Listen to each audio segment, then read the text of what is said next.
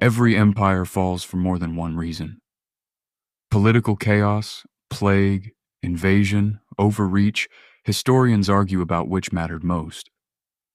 This isn't the complete story of Rome's fall. It's the story of how centuries of financial decline quietly weakened the empire from within long before a single barbarian ever crossed its borders. Everyone knows the ending: barbarians at the gates, legions overrun, a capital sacked. But that's the ending, not the cause. Decades before Gothic soldiers breached Rome's walls, the empire was already hollowing out from the inside. The story starts with a coin. The denarius, Rome's standard silver currency, was the backbone of trade across the empire for centuries. Under Augustus, around the start of the 1st century, that coin held roughly 95 to 98% pure silver. People trusted it completely. It bought a soldier's daily wage, a loaf of bread, a day's honest labor. Then slowly, something changed. Every emperor after Augustus needed money. For wars, for public games, for keeping the army loyal. Raising taxes was politically dangerous, so instead, successive emperors gradually reduced the silver content inside every coin while maintaining its official face value. By the reign of Trajan, around 117 AD, silver content had slipped to approximately 85%. Under Marcus Aurelius, roughly 60 years later, it dropped again, down near 75%. By Septimius Severus, it fell to around 60%.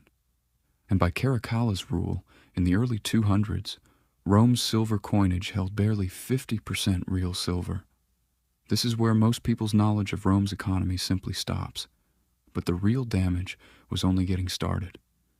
In 235 AD, Rome entered what historians call the crisis of the 3rd century, nearly 50 years of chaos, where more than 24 emperors rose and fell, many assassinated by their own troops within months. Every new emperor needed instant cash to buy the army's loyalty, and every time, the answer was the same: debase the coinage further. By the late 260s AD, Rome's principal silver coinage, by then largely the Antoninianus, since the original denarius had mostly vanished from circulation, had collapsed to under 5% silver. It was, for practical purposes, a bronze coin wearing a thin silver disguise. The economic fallout was severe.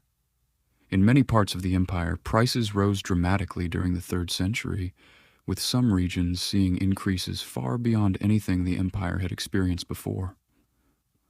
Long-distance trade contracted significantly. Many regions grew increasingly dependent on local exchange and on taxes paid in goods rather than coin, because even Rome no longer fully trusted its own money. Here's where this connects to the empire's military decline.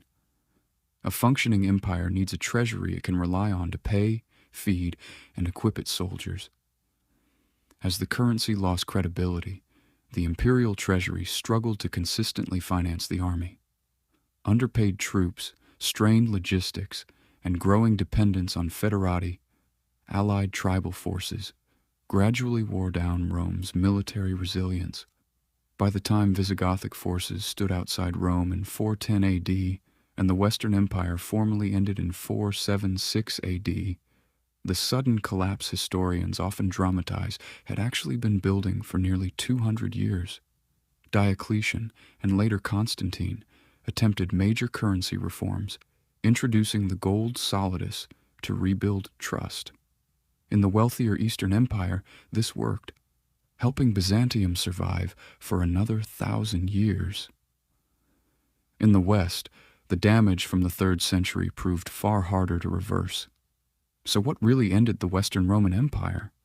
There was never a single battle, a single invasion, or a single decision that brought it down.